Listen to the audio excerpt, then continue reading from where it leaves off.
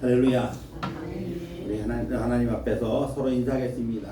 하나님이 당신을 축복하십니다. 하나님이 축복하십니다.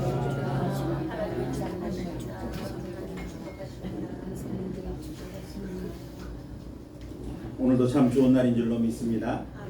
하나님의 크신 은혜와 충만하신 복이 사랑하는 성도 여러분들에게 늘 함께 하시기를 예수님의 이름으로 축복을 드립니다. 오늘은 올해 2025년도의 마지막 주일인 송년주일입니다. 지난 해 동안 열심히 살아오시느라고 참으로 수고를 많이 하셨습니다. 하나님께서 여러분의 수고를 아시고 또 위로해 주시고 칭찬해 주실 줄로 믿습니다. 한 성도가 연말에 집안을 정리하다가 오래된 가계부와 다이어리를 발견했습니다. 처음 장을 넘기자 그곳에는 자녀의 학비, 집 대출, 병원비, 또 사업 걱정 등이 빽빽하게 적혀 있었고, 또 필요하게 소요돼야 되는 경비들의 금액들이 적혀 있었습니다. 그때 그는 문득 이런 생각이 들었습니다.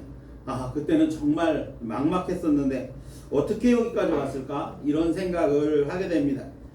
그리고 다음 장을 넘겨보니까 다음 장에는 자녀의 취업 소식, 그리고 병이 들었는데 호전되었다는 기록이 있었고, 작지만 감사의 제목들이 하나둘 적혀 있는 것을 발견했습니다. 그리고 나서 지금까지 살아온 여러 해들을 이렇게 살펴보니 감사할 제목들이 점점 더 많이 생각나는 것이었습니다. 지금까지 살아온 여러 해들도 보면 완벽한 해가 없었다는 사실을 깨닫습니다. 형통만 있었던 것도 아니었는데, 그러나 한 가지 분명한 것은 이 성도가 깨달은 것이 뭐냐면, 그때마다 하나님은 멈추지 않게 하셨다라고 하는 것을 생각하게 됩니다. 이 성도는 다이어리를 덮으면서 이렇게 고백을 합니다. 내가 잘해서가 아니라 하나님이 나를 붙드셔서 내가 여기까지 왔구나, 이런 생각을 하게 되었다는 것입니다.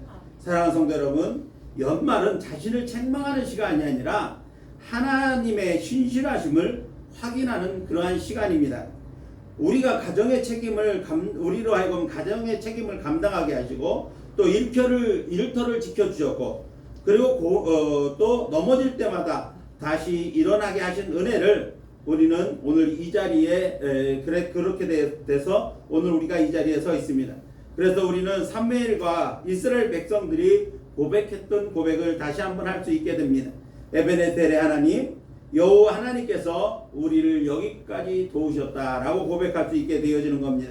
이 고백이 올해의 마지막 말이 되고 또 새해의 첫 고백이 되실 수 있기를 예수님의 이름으로 축복을 드립니다.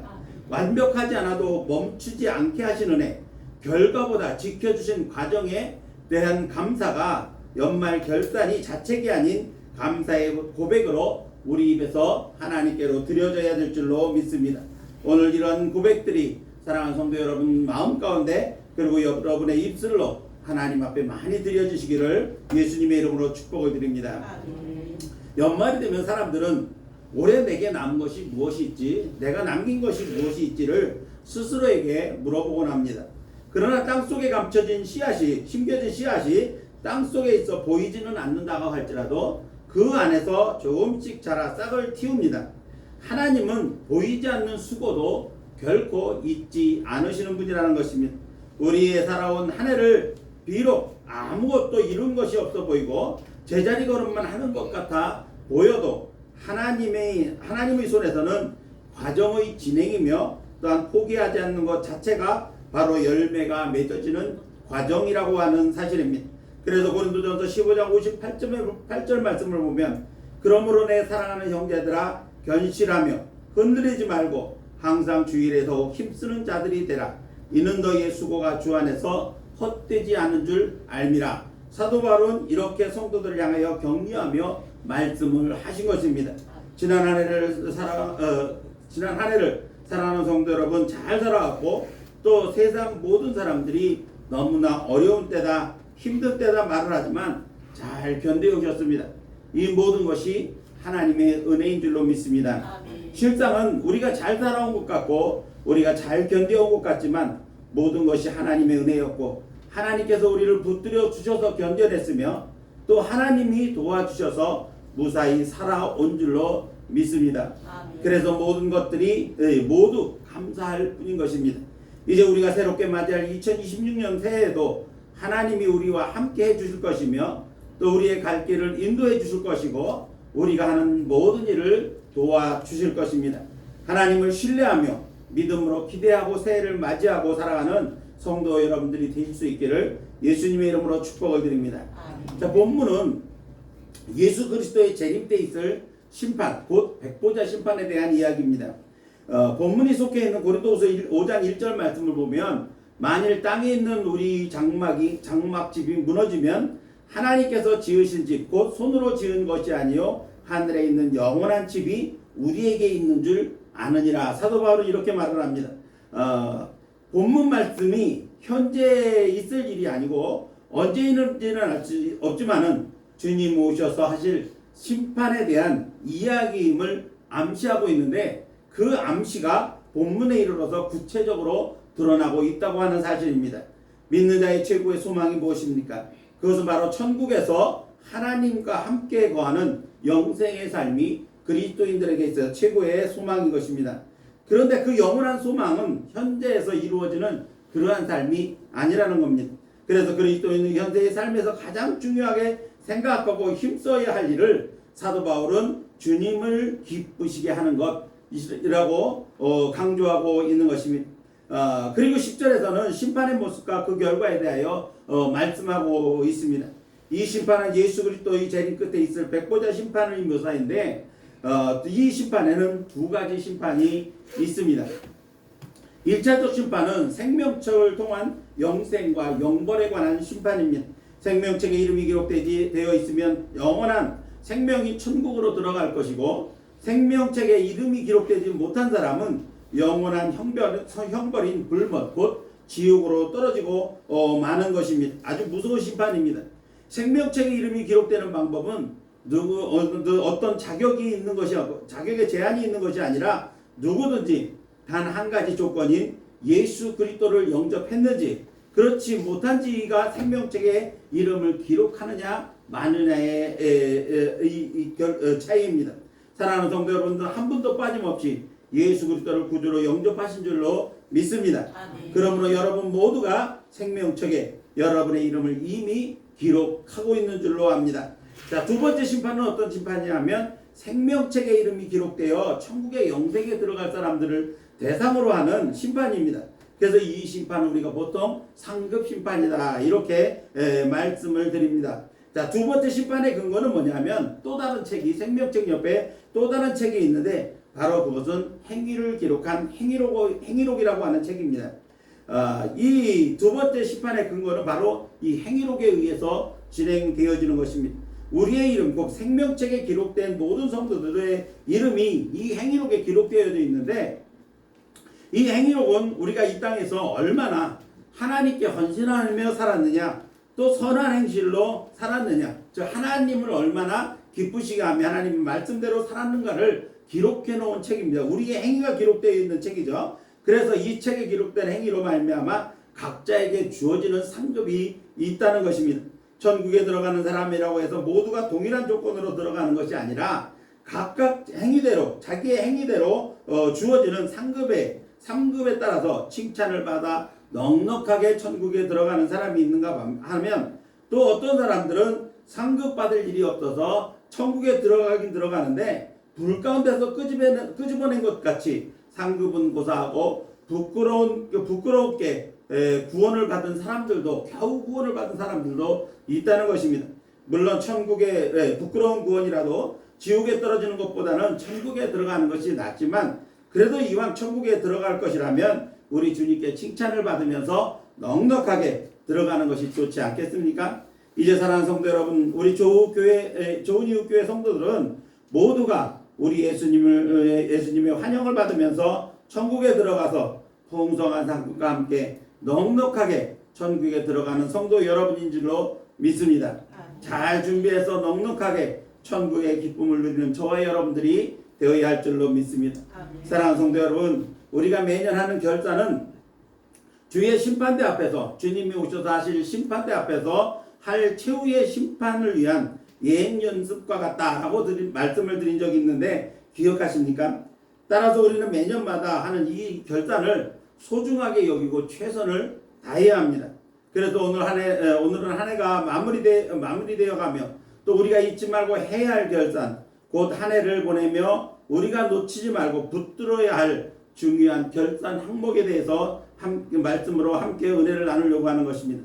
이제 한 해의 마지막 송년주의를 보내며 말씀을 통해서 저와 여러분이 잊지 말고 붙들어야 할 중요한 결단 항목들이 무엇인가를 생각해보고 그 결단 항목들을 깊이 묵상하면서 올바르게 준비하고 결단하는 성도 여러분들이 되실 수 있기를 예수님의 이름으로 축복을 드립니다.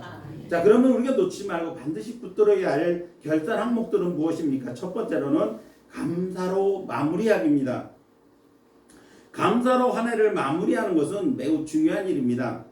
말씀을 시작하면서 드린 예화에서처럼 그 부인처럼 온갖 걱정거리로 한 해를 시작했는데 언제부터인가 걱정거리가 점점 감사의 제목거리로 감사거리로 변해가고 있다는 것 있었다는데 이 이야기처럼 인간의 생각을 해보면 온갖 걱정거리들만 가득 찰 뿐입니다. 그런데 지금 한 해를 살아온 여러분이 한 해의 발자취를 돌아보며 한 해에 있었던 모든 일들을 여러분들이 글로 적어본다고 한다면 이렇게 글로 적어보면 저나 여러분의 삶이 하나님 앞에 걱정거리보다는 감사거리들이 더 많다고 하는 것을 발견하게 될 것입니다. 물론 아쉬운 점도 있었겠지만 그보다 내가 살아온 모든 삶의 과정 속에 하나님의 은혜가 더 크게 느껴지고 그래서 감사할 제목들이 더 분명해진다는 것입니다. 이처럼 감사는 지나간 시간을 보람 있는 시간으로 그리고 아주 유익한 시간으로 만들어줍니다. 지나간 시간에 대한 감사는 힘들고 어려웠으며 상처가 될 만한 모든 일들이 오히려 나에게는 유익한 경험이 되고 그리고 실패와 절망할 수밖에 없는 순간들이 오히려 배움의 시간도 됩니다. 따라서 한 해를 마무리하는 시간을 감사로 마무리하는 것은 매우 중요한 일이 아닐 수가 없는 것입니다. 어떤 성도는 매일 밤 이렇게 기도를 한다고 합니다. 하나님, 오늘 하루의 삶을 나는 어떻게 살았나요? 잘 살았나요? 이렇게 하나님 앞에 물어보며 기도를 하고 하루를 마치는 그러한 성도가 있다고 합니다. 사랑하는 성도 여러분, 연말은 하나님께 묻는 시간입니다. 하나님, 나는 한 해를 어떻게 살아왔나요? 하나님을 기뻐하시게 하는 삶을 살았나요? 아니면 나만을 위한 그런 이기적인 삶을 살았나요? 여러분도 이렇게 한번 하나님께 물어보실 수 있기를 바랍니다. 만일 여러분들이 하나님 앞에서 연말 결단에서 이렇게 물어보는 결단을 할 수가 있다고 한다면 여러분의 결단은 정말 넘치는 감사가 있는 그러한 결단이 될 것입니다. 그만큼 진실하게 주님을 위한 삶을 살았다고 하는 증거이기 때문에 그렇습니다. 사랑하는 성도 여러분, 다시 한번 말씀드립니다마는 한 해를 감사로 마무리하는 것은 매우 중요한 일입니다. 그것은 감사로 마무리하느냐 아니면 후회로 마무리하느냐에 따라서 지나간 시간이 내게 유익한 시간이 되었다 아니면 허비한 시간이 되었다가 결정되기 때문인 것입니다. 저는 사랑하는 성도 여러분들이 한 해의 결산이 정말 감사로 가득 찬 그러한 결산이 되기를 바랍니다. 하나님은 우리를 책망하시려고 결산을 요구하시는 하나님이 아니십니다. 오히려 우리를 격려하시고 우리에게 힘을 주시고 또 그리고 우리가 더욱 하나님을 의지하며 살게 하시려고 우리에게 결단을 요구하시는 것입니다. 이제 사랑하는 성도 여러분들이 한 해의 결단을 통하여 지나간 한 해의 시간들을 돌아보면서 넘치는 감사로 여러분이 살아온 시간을 하나님이 복 주시는 유익한 시간으로 보람 있는 시간으로 그리고 하나님께 영광 돌리는 시간이 되실 수 있기를 예수님의 이름으로 축복을 드립니다. 두 번째로 우리가 연말 결산을 해야 할 중요한 항목은 뭐냐면 회계로 비워내기입니다. 냉장고를 정리하다 보면 뜻하지 않게 유통기한이 지난 제품들이나 조리된 지 오래된 그런 음식들이 나올 때가 있습니다. 아까워서 남겨두었거나 아니면 언제 쓸 수 있겠지 하는 그런 막연한 생각 때문에 남겨놓은 물건들일 수도 있습니다. 그러나 아까워도 유통기한이 지났던지 조리된 지 오래된 음식물은 결국 버릴 수밖에 없습니다. 왜냐하면 가족들의 건강을 위해서 마땅히 버려야 하는 것입니다. 그리고 이런 물건이나 음식들을 버리지 않으면 새로운 물건을 저장할 수 없거나 혹은 정작 넣어야 할 물건을 넣을 수 있는 공간이 없습니다. 그래서 유통기한이 지났거나 오래된 음식들은 버릴 수밖에 없는 것입니다. 히브리서 11장 1절 말씀 중간 부분을 보면 모든 무거운 것과 얽매이기 쉬운 죄를 벗어버려라 이렇게 말씀하고 있습니다. 죄를 비롯한 하나의 무거운 짐들을 벗어버려야 한다는 것입니다. 연말 결산의 회개는 한 해를 정리하는 아주 중요한 일입니다. 만일 한 해의 회개가 회개로 정리되지가 않으면 무거운 짐을 도로 짊어지고 새해를 다시 힘들게 시작하는 것과 마찬가지입니다. 따라서 내 안에 해결되지 않은 짐들을 먼저 냉정하게 살펴보아야 합니다. 내려놓지 못한 미움과 시기, 질투의 짐들, 그리고 하나님을 신뢰하지 못해 가졌던 두려움과 근심, 걱정들, 그리고 나를 이기지 못해 가졌던 안일함과 게으름 등등의 짐을 그냥 짊어지고 새해를 새롭게 출발할 수는 없습니다. 이런 짐들을 내려놓지 못하고 비워내지 않으면 마음의 발걸음도 가벼울 수가 없기 때문입니다. 이 짐을 내려놓는 일, 비워내는 일이 바로 회개인 것입니다. 우리 예수님은 어떤 짐도 우리가 진심으로 믿고 맡길 때 해결해 주는 분이십니다. 그러므로 회개함으로 깨끗하게 비워야 가벼운 발걸음으로 새해를 출발할 수가 있게 되어지는 것입니다. 성도들의 삶이 하나님 앞으로 날마다 조금씩 더 가까이 나아갈 수 있는 것은 우리 자신이 날마다 하나님 앞에서 회개로 자신을 비워낼 때 가능한 것입니다. 그래서 이사야 1장 18절 말씀은 이렇게 말씀합니다.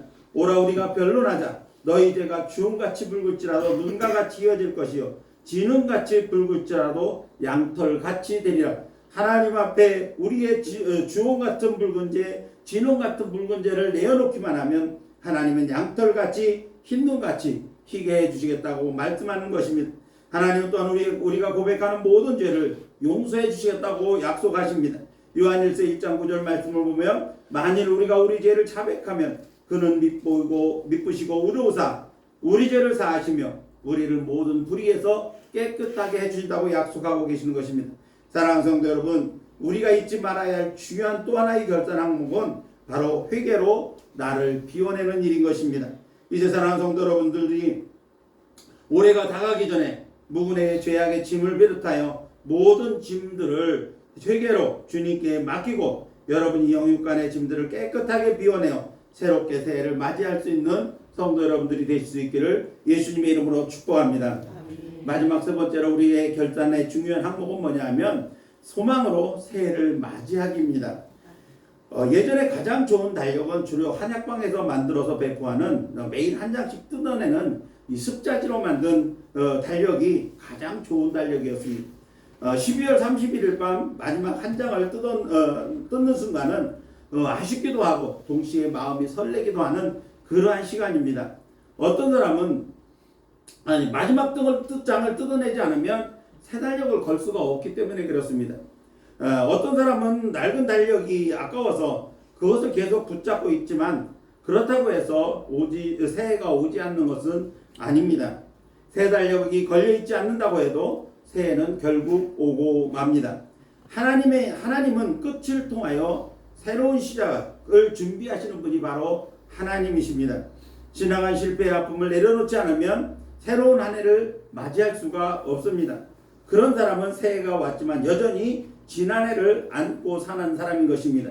사람들은 새해 첫날이 되면 해돋이를 보기 위해 동쪽으로 달려가느라고 아주 그 도로를 북새통을 만듭니다. 동해바다로 달려가기도 하고 높은 산으로 올라가기도 합니다. 하지만 해는 사람이 보지 않든 상관없이 떠오릅니다. 구름이 가려 있을지라도 구름 속에서 해는 떠오르는 것입니다. 중요한 것은 해가 아니라 새해를 맞이하는 우리의 마음인 것입니다. 새해 첫날에 떠오르는 그 해는 어제도 떠오른 해였고 또 내일도 떠오를 해입니다. 그러므로 새해를 맞이하는 해가 중요한 것이 아니라 사람의 마음이 중요한 것입니다. 사랑하는 성도 여러분, 새해는 저절로 자동으로 새로워지는 것이 결코 아닙니다. 하나님 앞에서 우리가 첫 마음을 어떻게 하나님께 드리느냐에 따라서 한 해가 결정된다고 해도 과언은 아닌 것입니다. 그래서 소망으로 새해를 만든다는 것은 내 인생의 문을 하나님이 여신다라고 하는 그러한 마음으로 하나님이 나와 함께 하심을 확신하는 그러한 믿음을 가지고 첫걸음을 내딛는 것을 말하는 것입니다. 이런 믿음의 첫걸음은 하나님의 인도하심에 대한 믿음과 주실 은혜에 대한 믿음의 기대로 내딛는 확신에 찬 걸음이 될 것입니다. 이런 믿음의 첫걸음은 하나님을 향한 기도와 약속에 대한 확신으로 확신이 가득 찬 그러한 믿음으로 새해를 맞이하는 것과 마찬가지인 것입니다.